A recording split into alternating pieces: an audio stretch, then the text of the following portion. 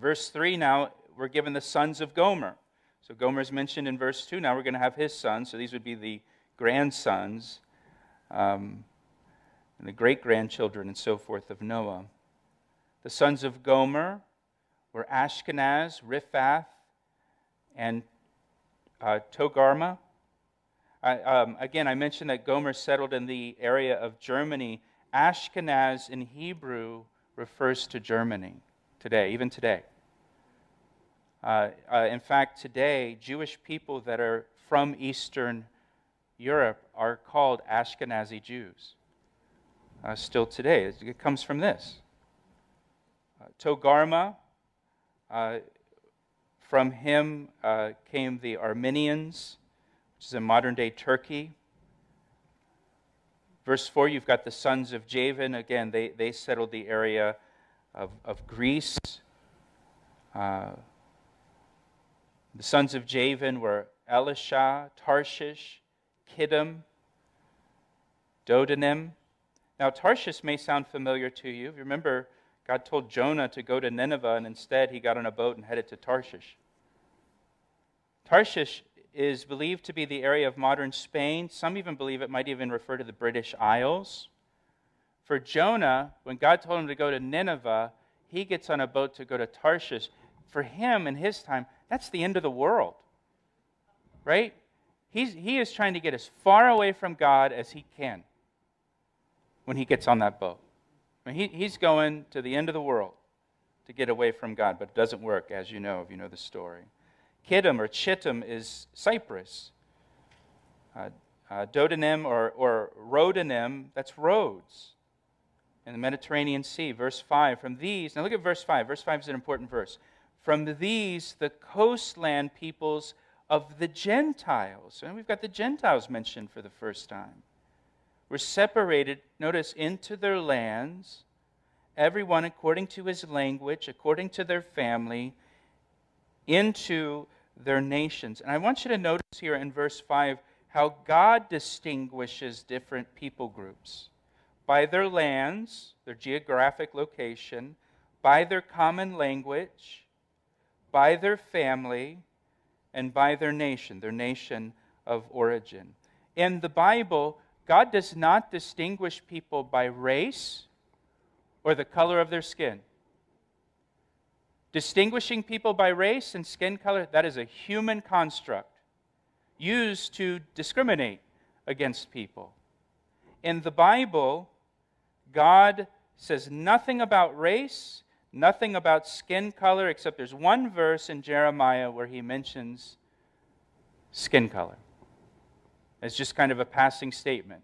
He says the Ethiopian cannot change the color of his skin, and the leopard can't change his spots. And then he says, and neither can you start being good. You know, you can't be good any more than a leopard can change his spots or a person can change the color of their skin. We're just not able to do it. That's it.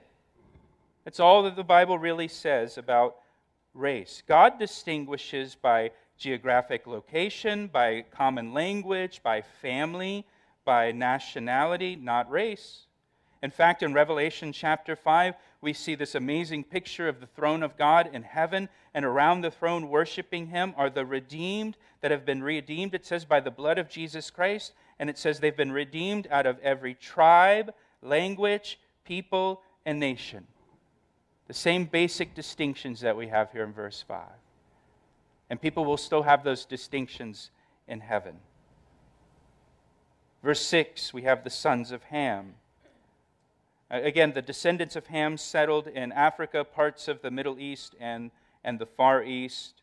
The sons of Ham were Cush, Mizraim, Put, and Canaan. So Ham had 4 sons. Cush refers to the area of Ethiopia. Mizraim refers to the Egyptians. The land of Egypt, the Hebrews still refer to them as the Mizraim. Put is the area of Libya, or all the region of northern Africa west of Egypt. Canaan, of course, the Canaanites, they settled in what was the Promised Land, the land of Israel. You know, we talked last week briefly about this horrible false teaching that was popular in our country for so many generations the curse of Canaan or the curse of Ham, and it was used to justify slavery. Well, the Canaanites didn't even settle in Africa. The curse of Canaan, they're not even in Africa. Verse 7, the sons of Cush were Seba, Havilah, Sabta, Ramah, and Sabteka, and the sons of Ramah were Sheba and Dedan. Seba here is in the region of modern Sudan, northeastern Africa, just west of the Red Sea. Havilah, that's in Arabia, the Arabian Peninsula, along with Ramah, Sheba, and Dedan. Those are all in the Arabian Peninsula. The location of the other names in verse 7, we don't really know where they are, but they're somewhere in that Africa, northern Africa, Arabian Peninsula area. Verse 8, Cush begot Nimrod. And he began to be mighty, a mighty one on the earth. He was a mighty hunter before the Lord. Therefore it is said, like Nimrod, the mighty hunter before the Lord. And the beginning of his kingdom was Babel, which eventually becomes Babylon. Erech, Akkad, Calneh, and the land of Shinar. From the land he went to Assyria and built Nineveh. Remember, Jonah was called to Nineveh, became the capital of the Assyrian Empire. Rehoboth, that's right over in Delaware. You guys know where that is. Ir, Kala, and Rezin between Nineveh and Kala. This is the principal city. So now one of the descendants of Cush is singled out here, Nimrod. And it says that Nimrod was a mighty one on the earth. And when it says he was a mighty one on the earth, it doesn't mean in a good way. This is a negative statement about Nimrod. It says Nimrod was a mighty hunter before the Lord. Again, that's not meant to be a compliment. This is not talking about Nimrod's ability to hunt wild game. Nimrod was a hunter of people. He was a hunter of men. And what it's talking about here is Nimrod, through his ability to fight and kill and rule ruthlessly, he established his kingdom and expanded his kingdom. And Nimrod is noted here because for the first time in human history, Nimrod established a kingdom using human might to conquer people and to oppress people. This is where it begins. And we've had governments and regimes and rulers like this who ruled by force in the world ever since Nimrod. And we will have it because the Revelation tells us that Mystery Babylon will exist in the last days, and it's going to be this final kingdom, this kingdom that rules by human might and power and oppression and tyranny. That we see that all the way into the last days, all the way until the return of Jesus Christ. That's going to be the last great world empire will be, this Mystery Babylon on the earth. This is where it begins. Now, verse 13. Mizraim begot Ludum, Anamim, Lehabim, Naphtuhim, Pethrusim, and Cashluhim, from whom came the Philistines, right? The Philistines are going to be important to the story of Israel. And Caphtorim. And then now we come to the Canaanites in verse 15. Canaan begot Sidon, his firstborn, and Heth. Sidon, of course, is in modern-day Lebanon. It still exists today, right on the Mediterranean coast. Again, the Canaanites didn't settle in Africa.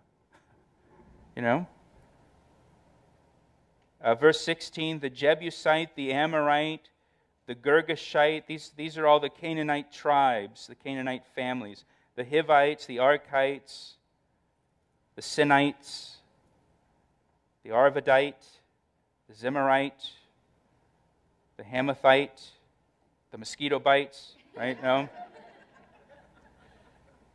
And afterward, the families of the Canaanites were dispersed. Now, if you notice in verse 17, there's the Sinites. Many scholars believe that the Chinese descended from the Sinites. The word Sino generally refers to China, right? like the Sino-Indian War in the 1960s was a war between China and Canada. I don't know why they called it the Sino-Indian War. I'm just kidding. It was a war between China and India. So it's a word that often refers to China. So again, you have these ites, the Canaanites. And then we come to Shem now in verse 21. And the children were born also to Shem, the father of all the children of Eber, the brother of Japheth, the elder. Eber refers to the Hebrew people. That's where the word Hebrew comes from. It comes from the same root word for Eber. So now you have the Hebrew people. And the sons of Shem were Elam, Asher, Arphaxad, Lud, and Aram. Now, Elam in verse 22 was the ancestor of the Persian people, or modern Iran. And so from Shem came Eber, the Hebrew people, and from Shem came Elam, the Persians, or the Iranian people. So the Iranians are actually close relatives to the Hebrew people, the Jewish people. And yet you watch the news today, right? The Iranians, they want to wipe Israel off the map, right? They want to destroy them. And there's this constant tension between the Israelis and the Iranians. Well, they have the same blood in their veins, their family. It seems they maybe forgot that. Asher that's mentioned here, he's in verse 22. He's the father of the Assyrians. Remember, the Assyrians will conquer the Hebrew people and enslave them. Lud settled Asia Minor. Aram was the father of the Arameans, who were also known, who we also know as the Syrians. Right? So the Iranians, the Syrians, and the Israelis, they're all cousins. It was just last month, I think, that Israel bombed some Iranian missile sites in Syria, right? There's this constant conflict there between these cousins. Now, Arphaxad, you should note him in verse 22. Arphaxad was the ancestor of Abram, or Abraham, and the Hebrews. Arphaxad is mentioned in the genealogy of Jesus Christ in Luke chapter 3. So that's Jesus' family there, Arphaxad. The sons of Aram were Uz. That might be familiar to you. Job was from Uz. It's in the land of Arabia, the Arabian Peninsula. Hul, Gether, and Mash. Verse 24, Arphaxad begot Salah, and Salah begot Eber. That would become the Hebrew people. Abraham will come from Eber. To Eber was born 2 sons. The name of one was Peleg, for in his days the earth was divided, and his brother's name was Joktan. Now when it says in his days the earth was divided, scholars are divided over the meaning of this. Some believe it's talking about the languages being divided, as we're going to see in chapter 11. It could also mean the landmass was divided. Some believe there was just one landmass that divided up into the different continents, and that this took place in the days of Peleg. Verse 26, Joktan begot Almodad, Shelef, Hazar-Maveth. You guys will never know if I mispronounced these. Jerah, Hadoram, Uzal, Diklah, Obal, Abimiel, Sheba, verse 29, Ophir, Havilah, and Jobab. All these were the sons of Joktan. Now, if you remember, Solomon, when he was king, he acquired gold and precious stones and all kinds of exotic things from Ophir in verse 29. Havilah also was a place that was in the Arabian desert. Verse 30, and their dwelling place was from Mesha as you go towards Sephir, mountains of the east. These were the sons of Shem according to their families, according to their languages, in their lands, according to their nations. Again, this is how God distinguishes people.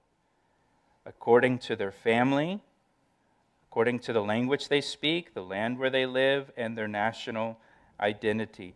These were the families of the sons of Noah according to their generations and their nations, And from these nations were divided, and from these the nations were divided on the earth after the flood. And so all of the nations come from the sons of Noah, Shem, Ham, and Japheth. Again, we're all from the same family. We all have the same parents. We all came from the same boat, right? Our families all came through the flood together on the same boat. And God cares about all the nations. God cares about all people. He sent His Son, Jesus Christ, to die on the cross for the sins of the world, not just one particular group of people, but for all people. He sent His Son to die for everyone. And now, as we come through chapter 10, and it sets the stage here with the family of Shem, and as we go on into chapter 11, it's going to take us through Shem's family to Abram. And then the focus of Genesis will then be on Abraham, to whom this promise is made.